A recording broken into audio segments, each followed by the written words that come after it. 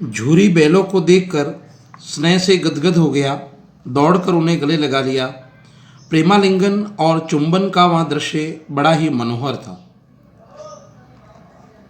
क्योंकि जो झूरी बैली और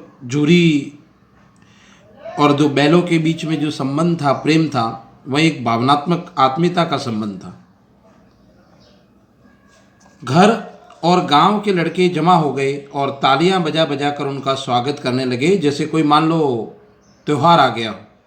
गांव के इतिहास में यह घटना अभूतपूर्व न होने पर भी महत्वपूर्ण थी, क्योंकि हमारे लिए देखिए घटना सामान्य हो सकती है, लेकिन जैसा हम एक मनुष्य अपने प्रसंगों में किस प्रकार से स्वागत करते हैं और हर्षोल्लास से खुशियाँ मनाते हैं, वैसा ही झूरी के लिए भी वह दृश्य था। बाल सभा ने निश्चय किया, दोनों पशु वीरों का अभिनंदन पत्र देना चाहिए। कोई अपने घर से रोटियां लाया, कोई गुड़, कोई चौकर, कोई भूसी, खल भूसी, चारा, अर्थात अलग अलग प्रकार के व्यंजन वहाँ लाए गए उनके स्वागत के अंदर। एक बालक ने कहा, ऐसे बैल किसी के पास ना होंगे। अब उनकी जो तारीफ है या उनके प्रसंग के बारे में कुछ कहने लगे। दूसरे ने बालक ने समर्थन किया, इतनी दूर से दोनों अकेले चले आए, मतलब एक तारीफ के काबिल है। तीसरा बोला, बैल नहीं है, वे उस जन्म के आदमी हैं। इसका प्रतिवाद करने का किसी को साहस न हुआ। झूरी की स्त्री ने बैलों को द्वार पर देखा तो जल उठी, बोली, कैसे नमक हराम बैल है कि एक दिन वहाँ काम न किया और भाग खड़े हुए। अब देखिए, इस पंक्ति से हमें पता लग जाएगा कि झूरी काची के घर से वो बैल क्यों गए होंगे, या उनका जो साला है, मतलब इनकी जो पत्नी का भाई है, वह क्यों लेकर गया होगा। झूरी अपने बैलों पर यहाँ आक्षेप न सुन सका। नमक हराम क्यों है, चारा दाना दिया होगा तो क्या करते, क्योंकि जब उनको कुछ दाना चारा ही खाने को ना मिलता तो फिर वे क्या करते। यहाँ से उनको या तो जाना ही पड़ेगा। स्त्री ने रोब से साथ कहा, बस तुम ही तो बैलों को खिलाना जानते हो, और तो सभी पानी पिला पिला कर रखते हैं। तो उल्टा चोर कोतवाल को डांटने वाली यहाँ पर एक कहावत हो गई है, क्योंकि झूरी काची की जो पत्नी थी, वहाँ उसकी तरफ से इन बैलों को कोई सम्मान प्राप्त नहीं होता था, या कह सकते थे कि वो उनको रखती नहीं थी। स्त्री चिड़ी, मतलब उनकी झूरी काची की जो पत्नी है वह चिड़ी, भागे इसलिए कि वे लोग तुम जैसे बुद्धुओं की तरह बैलों को सहलाते नहीं, खिलाते हैं तो रगड़ कर जोतते भी हैं। ये दोनों ठहरे कामचोर, भाग निकले। स्त्री चिड़ी और भागे इसलिए थे कि तुम जैसे बुद्धुओं, मतलब तुम जैसे, तो मतलब यहाँ एक सीधेपन का जो प्रतीक है, जैसा कि हमने यहाँ पूर्व में पाठ परिचय में पढ़ लिया था, वहीं यहाँ बताया जा रहा है। अपने जो भारतीय जो लोग थे, स्वतंत्रता सेनानी और उससे भी जो संबंधित जो लोग थे, उनके प्रतीकों के रूप में ये बुद्धू शब्द का भी यहाँ प्रयोग हुआ है, बैल और बुद्धू दोनों के लिए। ये दोनों ठहरे कामचोर, भाग निकले। अब देखूं वहाँ से कहाँ से खली और चौकर मिलता है। सूखे भूसे के सिवा कुछ न दूंगी, चाहे खाए चाहे मरे, ऐसा उसने अपनी झूरी काची से अपनी पत्नी ने कह दिया। वहीं हुआ, मजूर को कड़ी ताकीद कर दी गई कि बैलों को खाली सूखा भूसा दिया जाए, बाकी कुछ हरा चारा या अन्य रोटी या गुड़ या कुछ भी दिया नहीं जाए। अब जैसा कि हमें पता है कि जो बैलों की जो खुराक होती है वहाँ अत्यधिक होती है, मतलब एक पर्याप्त ज़्यादा होती है। सामान्य कोई चारा खाने से या थोड़ा सा मात्र खाने से उनकी जो खुराक है वहाँ पूरी नहीं होती है। बैलों ने नाद में मुँह डाला तो फीका फीका, न कोई चिकनाहट न कोई रस, क्या खाए। आशा भरी आंखों से द्वार की ओर ताकने लगे। जब उनको वहाँ जोतने का समय आया तो उन्होंने अपने हाव भाव को एक उदास भाव के साथ में प्रकट किया। झूरी ने मजूर से कहा, थोड़ी सी खली क्यों नहीं डाल देता बे। अब उसने क्या कहा, मालकिन मुझे मार ही डालेगी अगर ऐसा मैंने किया तो। इसको हमें अंडरलाइन करना है, ये कथन किसका है और किसने किससे कहा। ऐसे प्रश्न भी परीक्षा के अंदर पूछे जाते हैं। चुरा कर डाल आ, ऐसा उसने कहा। झूरी ने, न दादा, पीछे से तुम भी उन्हीं की कहोगे, अगर ऐसा कुछ मैं पकड़ा गया तो या कुछ ऐसी बात आई तो। ये हमारे कहानी का प्रथम भाग हमने पढ़ लिया है, जो हमने यहाँ से भी प्रारंभ किया था। ठीक है, ये कहानी का हमारे पहला भाग था। इसके बाद में हम जो दूसरा भाग है वो अगले क्लास के अंदर, अगली वीडियो के अंदर प्रारंभ करेंगे। इस वीडियो के अंदर हम आज इतना ही पढ़ेंगे, और इससे संबंधित अगर कुछ प्रश्न आ जाते हैं तो वो हम पीछे देख लेते हैं, नहीं तो फिर हम आगे और भी इस क्लास के अंदर पढ़ेंगे, जब आपको अंत में या बीच में और भी प्रश्न देते रहेंगे। हालांकि पाठ थोड़ा बड़ा है, अगली क्लास के अंदर जब इसको पढ़ेंगे तो थोड़ा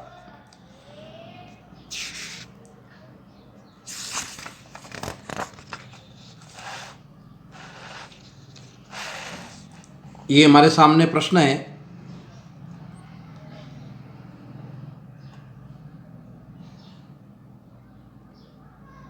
अब इन प्रश्नों में से भी अगर देखें तो अभी तक कोई जो मूल प्रश्न आना चाहिए वह नहीं आया है।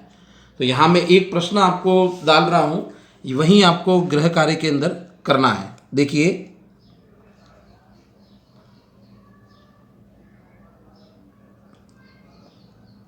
दोनों बैलों को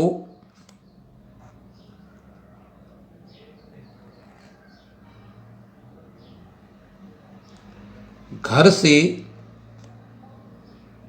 यानी झूरी, ठीक है ना, झूरी के घर से क्यों निकाला गया, वह उसका परिणाम क्या हुआ। यहाँ एक प्रश्न करना है आपको गृह कार्य के अंदर। ठीक है, दोनों बैलों को घर से, यानी झूरी के घर से क्यों निकाला गया, वह उसका क्या परिणाम हुआ। यहाँ हमारे सामने एक प्रश्न है, अभी आपको ये एक ही करना है। ठीक है, अगले वीडियो के अंदर हम और भी जो प्रश्न है वो अभी थोड़े, जैसे जैसे ये पार्ट आगे बढ़ता जाएगा वैसे वीडियो में, आप क्लास में आपके जो प्रश्न हैं वो भी फिर बढ़ते जाएंगे। ठीक है, अभी एक ही प्रश्न है, हो सकता है अगले वीडियो के अंदर आपको 6-7, 5-6, 4-5 प्रश्न एक साथ में आ जावे। तो एक बार इस प्रश्न को आप कर लीजिएगा। तब तक इस पाठ को जितना पढ़ाया है एक बार आप वापस से पढ़ लीजिएगा। तो आज हम क्षितिज पुस्तक को इतना बंद करते हैं और उसको उतना ही पढ़ेंगे आज। अगले वीडियो के अंदर हम वापस इस दो बैलों की कथा को प्रारंभ करेंगे। कक्षा 9 के समस्त स्टूडेंट, जैसा कि हमें पता है कि हम दो बैलों की कथा, जो प्रेमचंद की प्रसिद्ध कहानी है, उसको पढ़ रहे थे। झूरी काची के दोनों बैल हीरा और मोती किस तरह से आपस में स्नेह और प्रेम से रहते हैं, अपनी संवेदना को अपनी मुख्य भाषा के अंदर किस प्रकार से प्रकट करते हैं, यह हमने इस गद्यांश के अंदर पढ़ लिया था। आज इस क्लास के अंदर हम उसी से आगे इस कहानी के कुछ भाग को समझ रहे हैं आज। तो देखिए, यहाँ से हमें पढ़ना है, ये जो लाल निशान लगाया हुआ है यहाँ तक हमने पढ़ लिया था। संयोग की बात, झूरी ने एक बार गोई को ससुराल भेज दिया। बैलों को क्या मालूम वे क्यों भेजे जा रहे हैं। गोई, दो बैलों के लिए शब्द आया है, गोई शब्द। बैलों को क्या मालूम वे क्यों भेजे जा रहे हैं। समझे मालिक ने हमें बेच दिया। उनके मन में यूँ लगा कि जैसे उनको शायद बेच दिया हो, ऐसा उन्हें अपनी भावना के द्वारा, या जैसा कि पशुओं की भी जो भाषा होती है उसके द्वारा वो समझने लगे। अपना यूँ बेचा जाना उन्हें अच्छा लगा या बुरा कौन जाने, क्योंकि वो किसी को बता तो सकते नहीं हैं। जैसा हम मनुष्य एक दूसरे के प्रति अपनी संवेदना और भावों को प्रकट करते हैं, वैसे पशु नहीं बता सकते हैं। पर झूरी के साले गया को घर तक गोई ले जाने में दांतों पसीना आ गया। दांतों पसीना।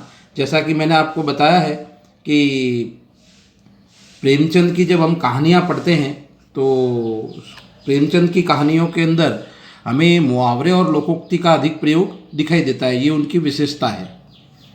दांतों पसीना आना, कड़ा परिश्रम करना या कड़ी मेहनत करना। दांतों पसीना आ गया, पीछे से हाँकता तो दोनों दाएं बाएं भागते, पगहिया पकड़कर आगे से खींचता तो दोनों पीछे की ओर जोर लगाते। मतलब रास्ते में ही ले जाते समय उसे अनेक प्रकार की ये जो समस्याएं हैं ये आई। मारता तो दोनों सींग नीचे करके हुकारते।